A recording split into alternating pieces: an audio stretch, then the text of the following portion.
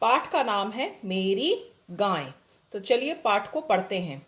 बिहार के मिथिला नरेश के दरबार में एक विदूषक थे। मिथिला क्या है? मिथिला एक जगह का नाम है जो कि कहाँ थी? बिहार में थी। नरेश मतलब होता है राजा। तो उस राजा के दरबार में एक विदूषक थे। विदूषक कौन होता है? ऐसा व्यक्ति जो बातचीत करके दूसरों को हंसाए और उसकी जो बातें होती है उससे हमें कुछ सीखने को भी मिले। तो उस विदूषक का यहाँ किसके बारे में बात हो रही है? गोनू झा उसका नाम था। गोनू झा बड़े समझदार और हंसमुख व्यक्ति थे। कैसे थे? समझदार थे और हंसमुख थे। उनका हास्य बड़ा तर्कपूर्ण होता था। तर्कपूर्ण मतलब वो बहुत सही बात करते थे, प्रैक्टिकल बात करते थे। उनकी बातों से कुछ अच्छी चीज निकलती थी, हमें कुछ सीखने को मिलता था। गोनू झा के परिवार का पेशा था कथा वाचन। पेशा का क्या नाम होता है? पेशा का क्या अर्थ होता है? पेशा का अर्थ होता है काम। तो उनका जो परिवार था उनका क्या था काम? उसके परिवार का जो काम था वो था कथा वाचन। अब ये कथा वाचन का क्या मतलब होता है? कथा वाचन मतलब कथाएं सुनाना, जैसे रामायण आदि की कथाएं सुनाना। तो उनके परिवार का काम कथा वाचन था। वो कहानियां सुनाया करते थे, कथाएं सुनाते थे।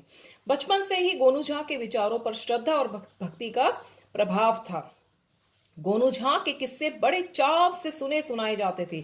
चाव मतलब, चाव का अर्थ क्या होता है? मजे से। बहुत मजे से सब उनके किस्सों को सुनते सुनते थे। चलिए पढ़ते हैं आगे क्या हुआ। एक बार गोनू झा की पत्नी ने घर में गाय पालने एक बार गोनू झा की पत्नी की इच्छा घर में गाय पालने की हुई। उसने गोनू झा से एक गाय ले आने के लिए कहा। गोनू झा कई दिन तक बात को टालते रहे मतलब उसको कहते रहे कल करेंगे कल करेंगे। जैसे एक बात को, कोई काम बाद में करने के लिए कहना, उन्होंने को बोला कि हम बाद में करेंगे, किसी काम को बाद में करना। वह कभी अपनी पत्नी को दिलासा देते मतलब धीरज देते, मतलब उनको बोलते कि हाँ भाई हाँ करेंगे करेंगे, झूठी तसल्ली देना। गाय खरीदने की क्या जल्दी है, कुछ ही दिनों में महाराज हमें एक गाय उपहार में देने वाले हैं। कभी कहते तुम्हें कौन सा गाय पालने का अनुभव है जो गाय रखोगी। कभी कहते तुम ब्राह्मण हो, तुम्हारा काम पूजा पाठ करना है, गाय पालना नहीं। पत्नी उनकी, अब आगे पढ़ते हैं क्या हुआ। तो हमने यहाँ पे क्या पढ़ा कि पत्नी क्या मांग रही है? पत्नी मांग रही है गाय, और गोनू झा क्या कर रहे हैं? उनकी बात को टालते जा रहे हैं। ठीक है, अब आगे पढ़ते हैं। अनुभव का क्या मतलब होता है? किसी काम की जानकारी होना। तो अपनी पत्नी को अलग अलग तरीकों से टाल रहे हैं। कभी कह रहे तुम्हें अनुभव नहीं है, तुम्हें जानकारी नहीं है कि गाय कैसे पाली जाती है। देखिए इस चित्र में भी देखिए, बोल रही है ना कि मेरे को क्या चाहिए, मेरे को तो गाय चाहिए। और गोनू झा क्या कर रहे हैं? उसको टालते जा रहे हैं। पत्नी उनके बहाने सुन सुनकर तंग आ गई थी। आखिर उसने गोनू झा को धमकी देते हुए कहा, धमकी मतलब चेतावनी देते हुए कहा, चेतावनी दे दी, अगर तुम गाय लेकर नहीं आए तो मैं अपनी जान दे दूंगी। बेचारे गोनू झा के सामने अब गाय ले आने के सिवा कोई चारा ना बचा। अब उन्होंने चेतावनी दे दी, अगर आप गाय नहीं लाए तो मैं जान दे दूंगी। तो उनको गाय लानी ही लानी थी। लाचार होकर वे गाय लेने चल दिए। ठीक है, कुछ दिनों का सफर तय करके वे सोनपुर के मेले में पहुंचे। अब सोनपुर का मेला क्या होता है? सोनपुर का मेला बिहार में सोनपुर नाम में एक जगह है जहां नवंबर दिसंबर में पशुओं का मेला होता है। तो वो पशुओं का मेले में क्या लेने गए? वो पशुओं के मेले में गाय लेने पहुंच गए। उन्होंने एक अच्छी सी गाय खरीदी और अपने गांव की ओर चल दिए। एक अच्छी सी गाय खरीद के वो कहां चल दिए? अपने गांव की ओर। जैसे जैसे गोनू झा गांव के समीप पहुंच रहे थे, गांव के समीप पहुंच रहे थे का क्या मतलब है? समीप मतलब पास पहुंच रहे थे। उन्हें एक चिंता सताए जा रही थी कि अब सैकड़ों बार गाय के बारे में गांव वालों के एक जैसे सवालों के जवाब देने पड़ेंगे। वो मन में चिंतित थे कि सब पूछेंगे गाय कहाँ से लाए, कैसी है, कब लाए, क्यों लाए। तो इस बारे में वो मन में विचार कर रहे थे। तभी गोनू झा के मस्तिष्क में एक विचार आया कि क्यों ना सारे गांव वालों को एक ही बार में सब कुछ बता दिया जाए ताकि वे बार बार पूछने ना आए। मस्तिष्क मतलब क्या होता है? दिमाग में, उनके दिमाग में क्या आया? एक आइडिया आया कि एक ही बार में गांव वालों को सब कुछ बता दूंगा। तो आइडिया क्या था? आगे पढ़ते हैं।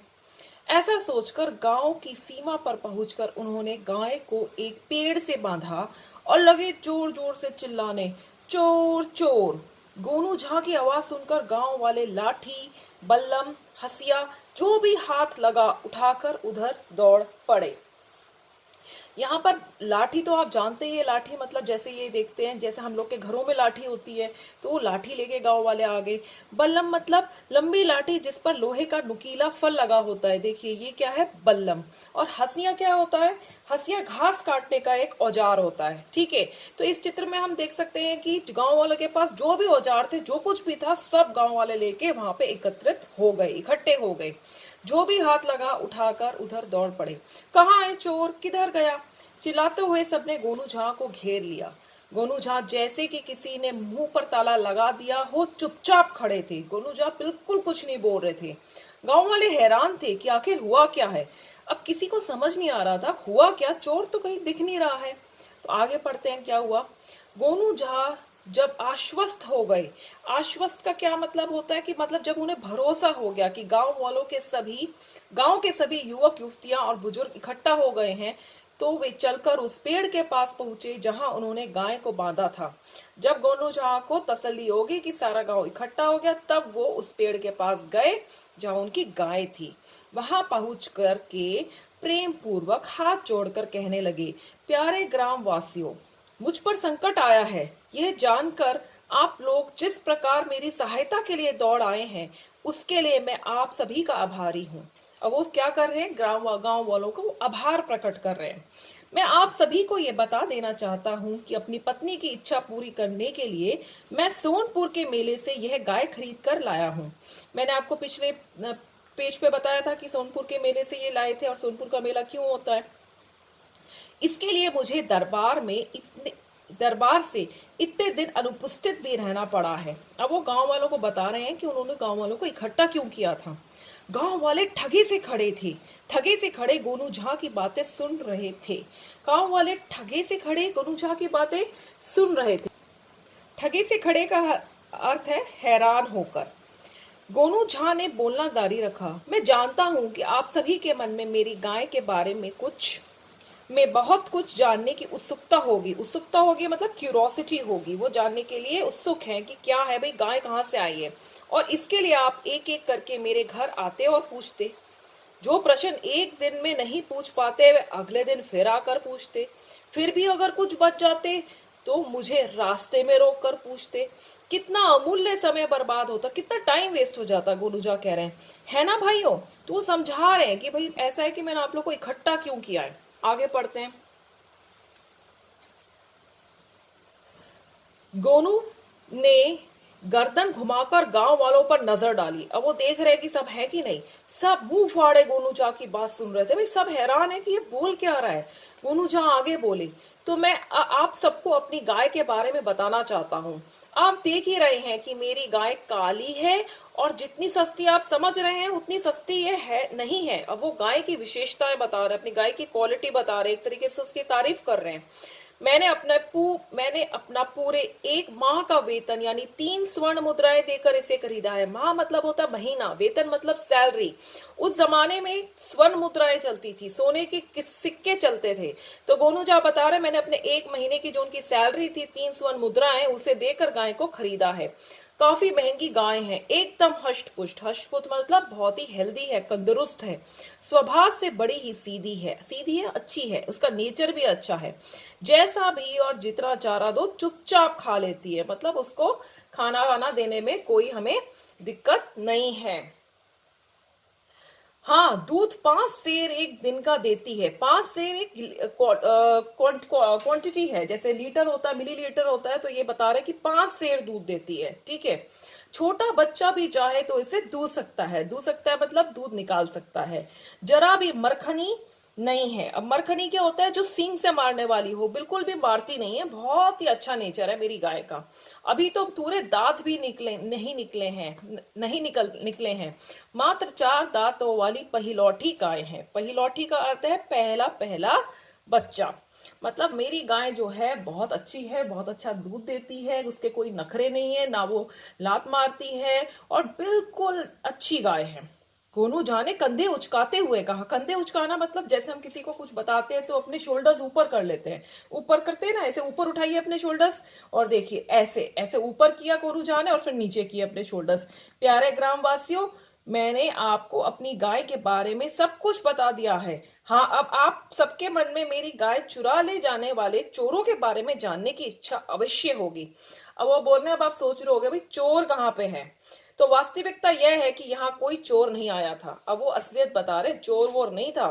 दरअसल किसी भी बात को बार बार पूछना आप सबकी आदत है। सो मैंने सोचा क्यों ना एक ही बार में आप सब लोगों को अपनी गाय के बारे में बता दूं। तो गोनू झा बता रहे हैं कि बार बार आप एक ही बात पूछते हैं, अब गायें आ गई तो अब तो आप बहुत बार मेरे से ये सवाल पूछते हैं। तो इसलिए मैंने ये आइडिया फ्रेम किया अपने दिमाग के अंदर कि मैं एक ही बार में आप सबके प्रश्नों का क्या करूं, उत्तर दे दूं। इसलिए सबको कष्ट दिया। इस अशिष्टा, अशिष्टा मतलब मेरा जो अनादर, ठीक है, जो उसका बिहेवियर ठीक नहीं था, तिरस्कार, अनादर के लिए कृपया मुझे क्षमा कीजिएगा। अब वो साथ के साथ क्षमा भी मांग रहे हैं, क्योंकि गांव वाले तो क्यों इकट्ठे हुए थे, उन्होंने तो सोचा था क्या है, उन्होंने सोचा था कि कोई चोर है, गोनू झा बुला रहे हैं क्योंकि चोर आ गया है, लेकिन असलियत तो कुछ और थी। इससे पहले कि गांव वाले कुछ बोले, गोनू झा ने गाय को रस्सी था गाय गोनू झा ने गाय की रस्सी थामी और तेजी से गांव की तरफ चल दिए। अब गांव वाले तो सोच ही रहे थे कि क्या हुआ उनके साथ, लेकिन इतनी देर में गोनू झा अपने रास्ते चल पड़े। उन्हें जो बताना था अपनी गाय के बारे में, उन्होंने सारे गांव वालों को एक ही बार में बता दिया। गोनू झा नहीं चाहते थे कि बार बार उनसे एक ही प्रश्न पूछा जाए, तो उन्होंने अपनी गाय की सारी विशेषताएं, कहां से आई, क्यों आई, सारी बातें पूरे गांव वालों को एक ही बार में बता दी। तो देखा आपने, क्या देखा कि गोनू झा ने कैसे अपना दिमाग लगाया कि वो एक ही बार में अपने सभी गांव वालों के सभी सवालों का जवाब दे पाए। हाँ, हो सकता है कि गांव वाले उनसे नाराज होते, लेकिन सब जानते थे कि उनका स्वभाव कैसा है, वो बहुत ही हंसमुख स्वभाव के व्यक्ति हैं, इसलिए गांव वाले भी नाराज नहीं हुए होंगे और एक ही बार में सबके सवालों का जवाब दे दिया होगा। तो थे ना वो समझदार। और ये कहानी मेरे यहाँ पे खत्म होती है और बड़ी अच्छी कहानी थी।